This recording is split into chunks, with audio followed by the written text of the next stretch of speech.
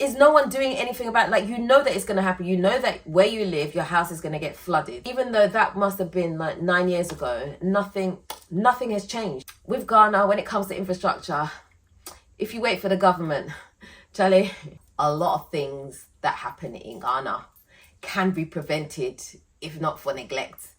And by the time you've sent, say, $10,000, by the time everybody's chopped, the money that's left to do the house might be 5. People start building in stupid places. But you who knew, with your full 100% of your brain, you went to go and build somewhere you know you're not supposed to build. You know, we don't even have bins. Let's even start with that simple thing. Every year we know 5th of October is coming to rain and we still don't do anything. We just we sit there and wait.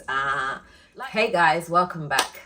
All right, in today's video, I want us to talk about the rainfall that's happening in Ghana right now. Every single year without fail, this is not new to us, right? There are heavy rains. It's not like the rain that happens in the UK where it drizzles, it drizzles throughout the whole day, or it even rains, like this is like spitting rain that doesn't really matter. You can walk through it without it being a problem. No. In Ghana, we have very, very heavy floods of rain. And when that happens, there are some areas that just get completely flooded out, and it is a problem for the whole country. This is not even necessarily about the rain, but it's about the responsibility behind it. Every year it floods. Every year we make no other further provision for it. We just allow it to happen. And in my opinion, I believe that it's getting worse. There are more and more places that are getting flooded. Like, we know there are certain areas within Accra especially that, are prone to getting flooding, right, for whatever reason, whether it be the gutters, the way that planning, whatever it is, right? We know already that these areas are prone to flooding, but yet every year we do nothing about it. The government doesn't do anything about it. The people don't do anything about it. We just allow it to happen. And then it's like devastation. And then everybody comes on social media and talks about how Ghana has flooded. What a surprise. The thing is that the more that happens, the more desensitized we get to it. After a while, it's like, oh, okay, well, it flooded. I remember the first time that I realized that people had got flooded to the point where the water had entered their houses and, like mattresses were being wet, sofas were being soaked with water, and people literally had to abandon their homes because of the rains. And I remember thinking to myself, oh my gosh, this is terrible. Like, what can we do? And then, after you've been here a few years and you hear about it, it's like, oh, it turns out, oh, sorry. Like, not that you don't care, but it's like you're becoming more desensitized to it because you're like, is no one doing anything about it? Like, you know that it's going to happen. You know that where you live, your house is going to get flooded, and no one's doing anything about it. We're just allowing it to happen and then dealing with the repercussion afterwards. There has to be some responsibility with these things. It's not like it's taken us by surprise, like, oh, wow, this is the first time it's happened and none of us were aware that this was going to happen. So, let's deal with it as best we can. No. We know every year it happens, but every year we suffer the same consequences of it. And it boils down to a few reasons, which I'm going to go into in a minute, as to why it keeps happening every year. And also why nothing is being done about it. Because let's be honest, like, there is a reason that nothing is happening and why the floods are just allowed to happen. But we're going to touch on that in just a sec. So pretty much we have the awareness when it comes to the flooding, right? Now it's about the accountability side. So who is really responsible for when it rains? Are we talking about the homeowner? Are we talking about the government? Like, who is responsible for these things? I believe that, honestly, in my heart, I believe that everybody has a part to play, right? The government definitely has a part to play because this is their country, right? They know that this is happening and it's a problem for their citizens. They know that. And so if we had things like better infrastructure, it wouldn't happen. I remember some years ago, I did a video on the gutters, right? How the gutters are opening.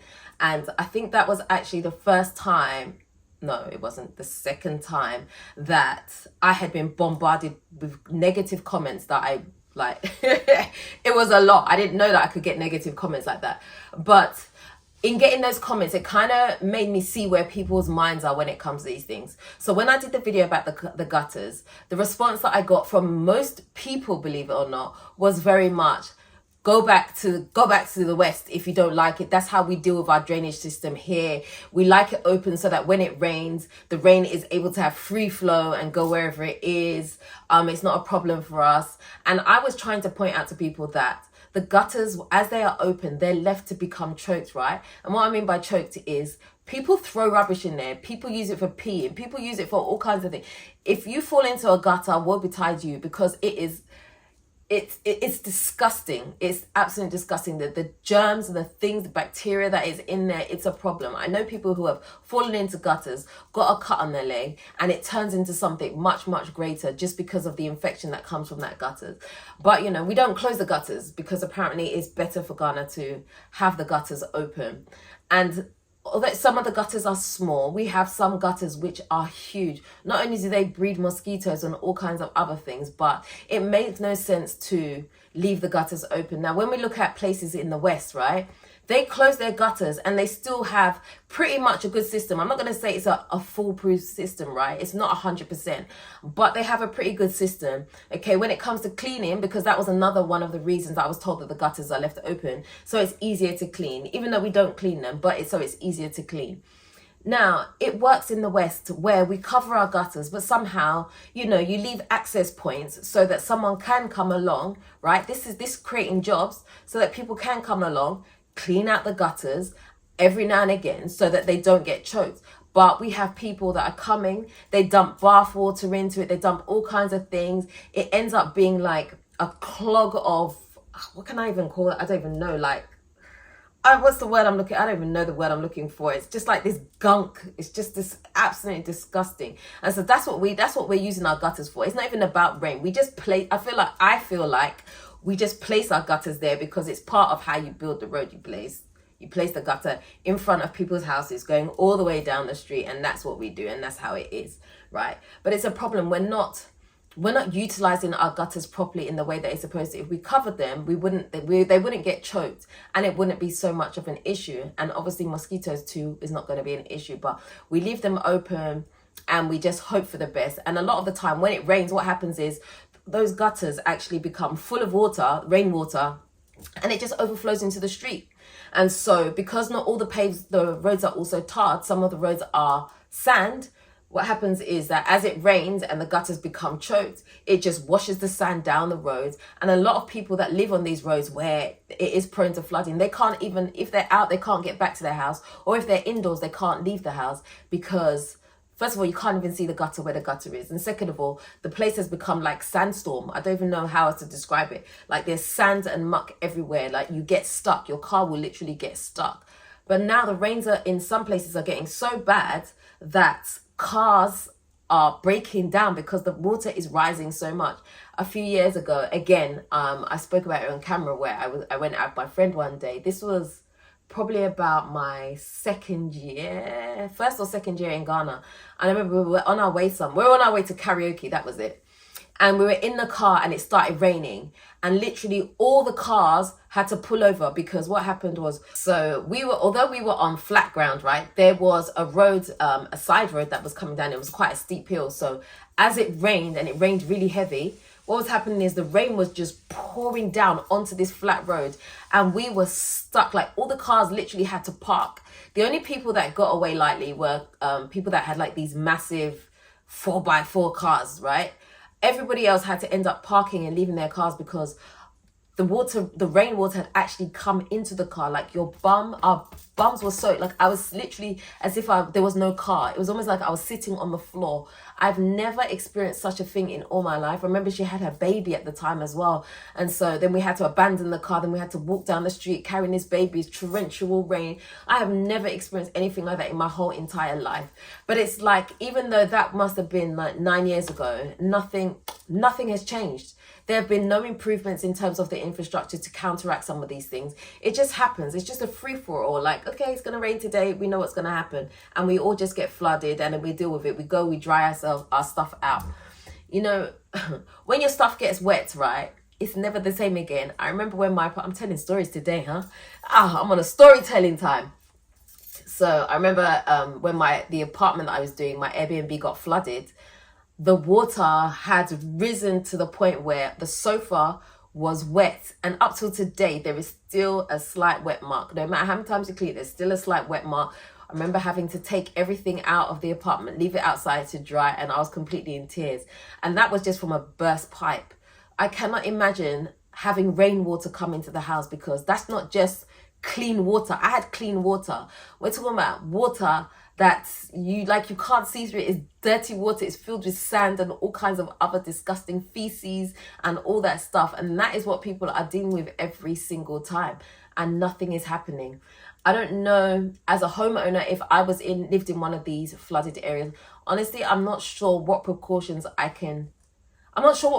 you could take to stop it, apart from sandbags. But the rate at which it rains, I don't know if sandbags would even help that much. You're just going to get flooded. It's almost like when you know it's going to rain, you have to prop your stuff up in the air somehow.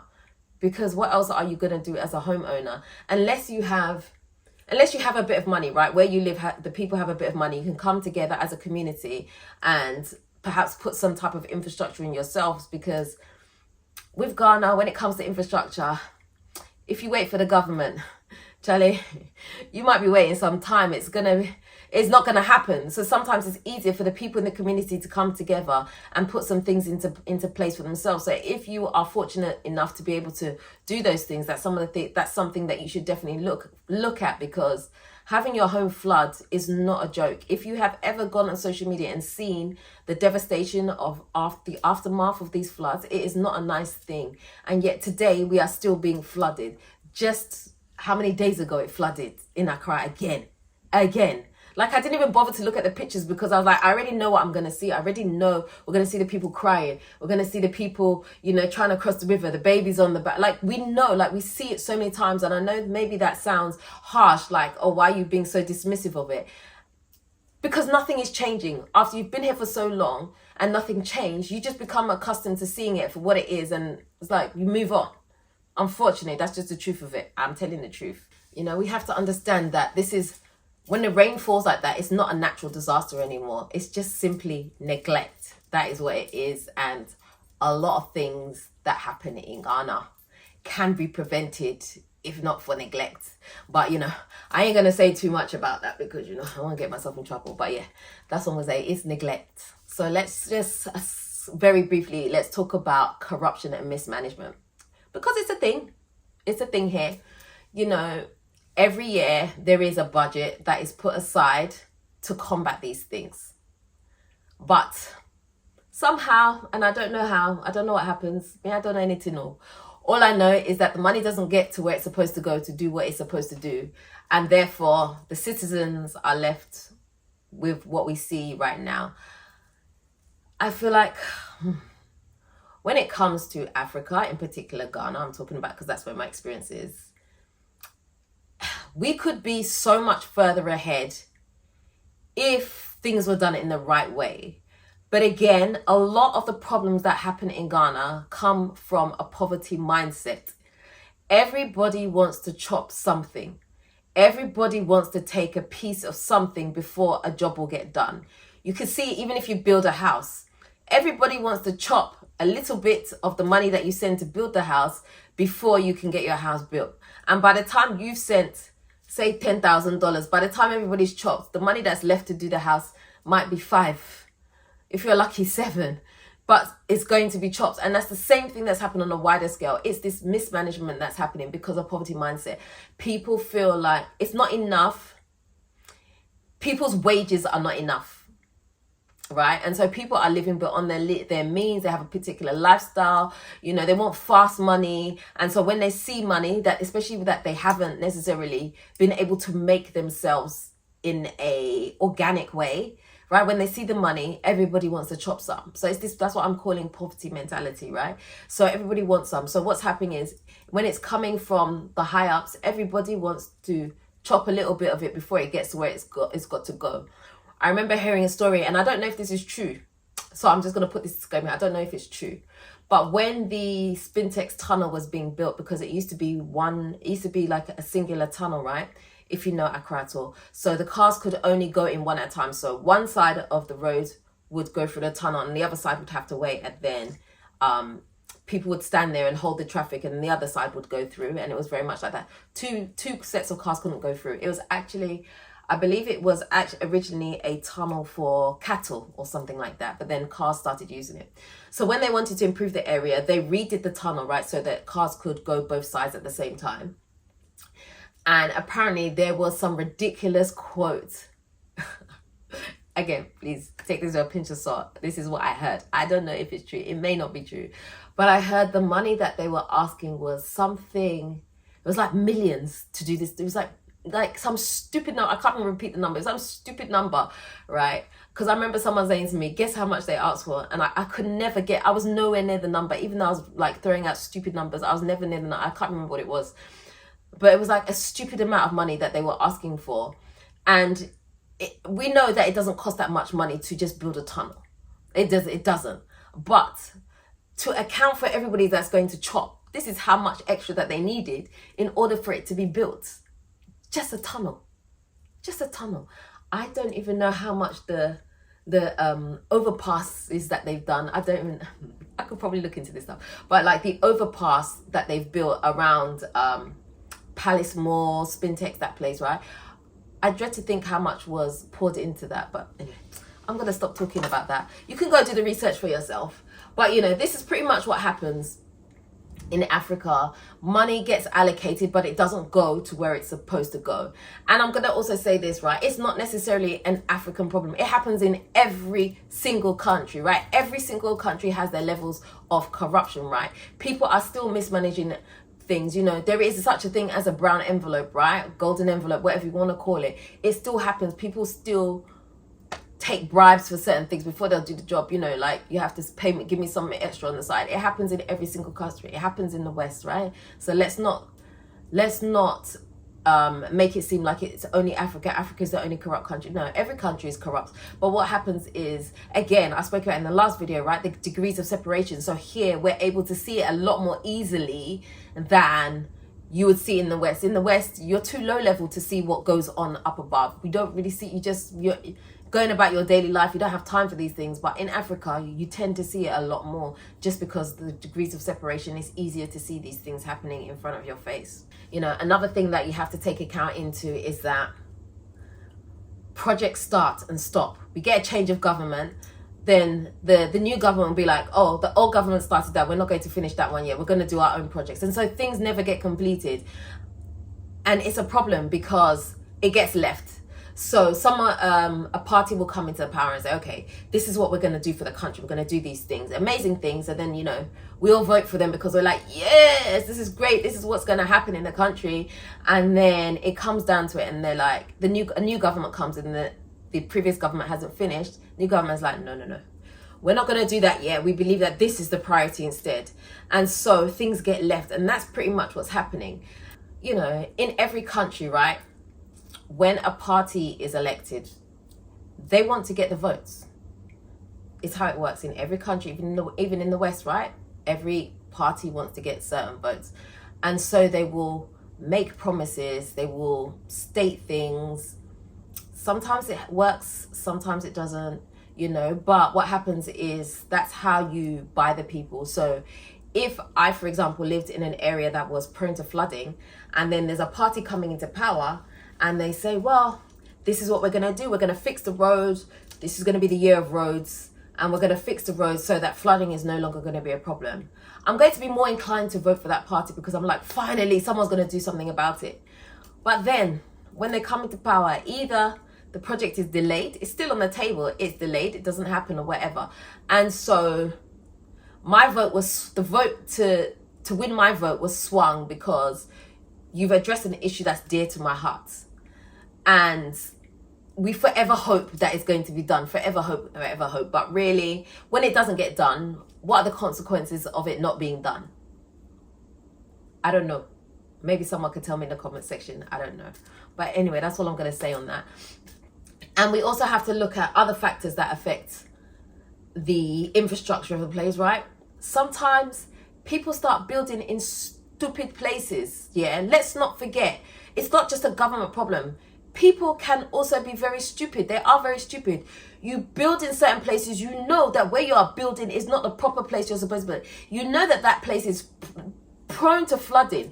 The government has even told you don't build here, but you will still build your house here. Someone will come along and tell you, well, this one, it's okay. If you could build here, it's fine. It won't be a problem. Yeah, I know somebody upstairs somewhere, and it won't be a problem if you build your house. And you two, you come, you build your house, and then what happens? Your house gets flooded, now you're upset. Why are you upset? I don't understand why you're upset. You know that you weren't supposed to build there. And then when the government comes along and now they want to knock down your house because it's not supposed to be there, now it's chaos everywhere. Social media is chaos, filled with, why are they knocking my house down? Why is this? Why is that? Like, can we do things with sense, please? I'm trying to hold back because some of you think that I'm too harsh, but it's the truth.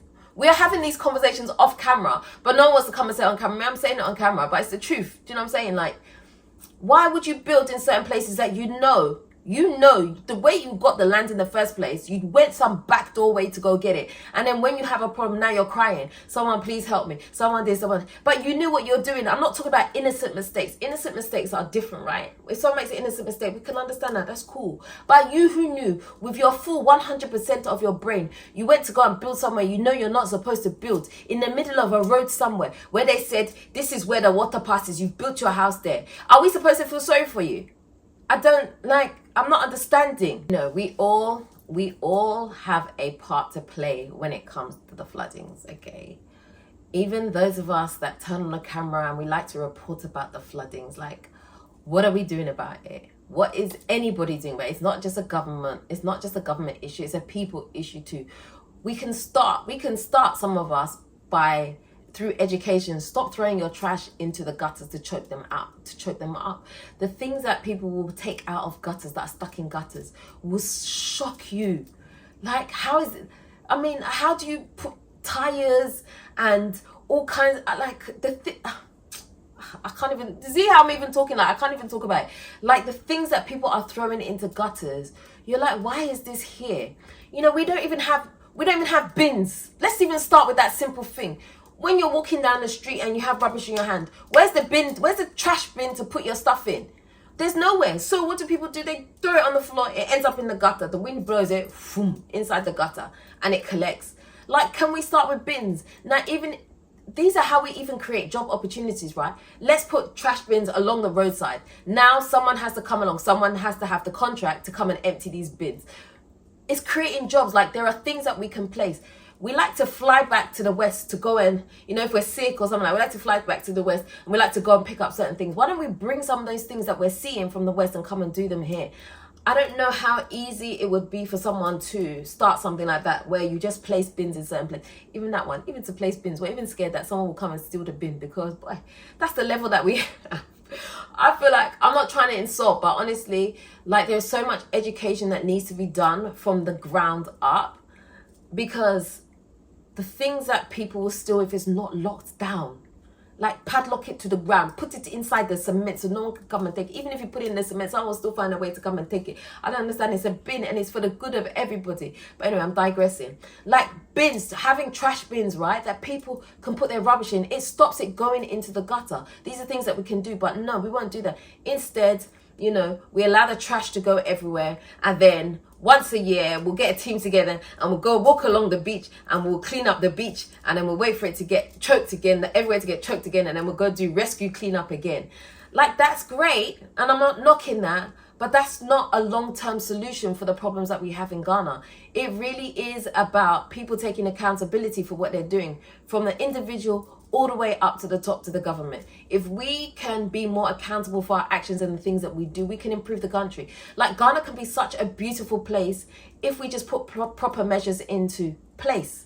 We won't have these issues. Like, there's no need at this stage for Ghana to be flooding in the way that it does.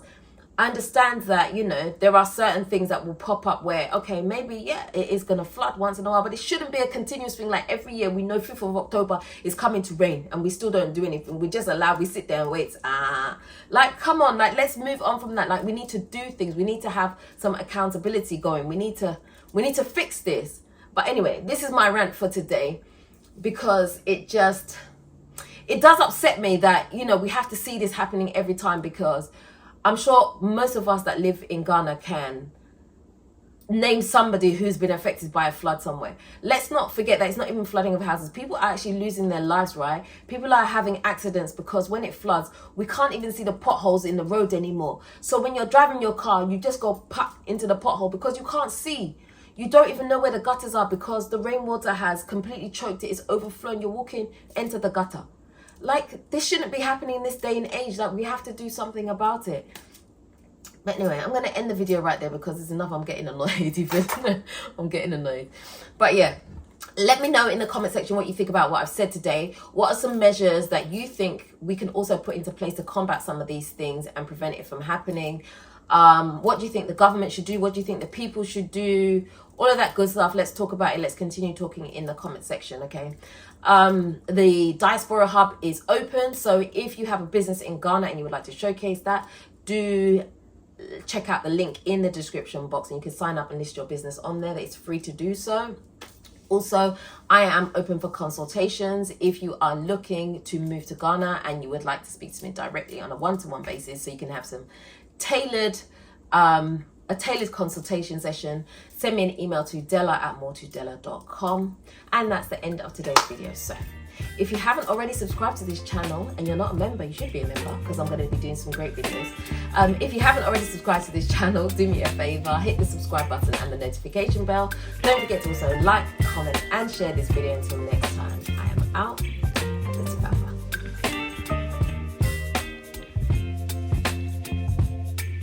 Baby, you give me ice and fire. You're giving me wind and rain. You're some kind of bird.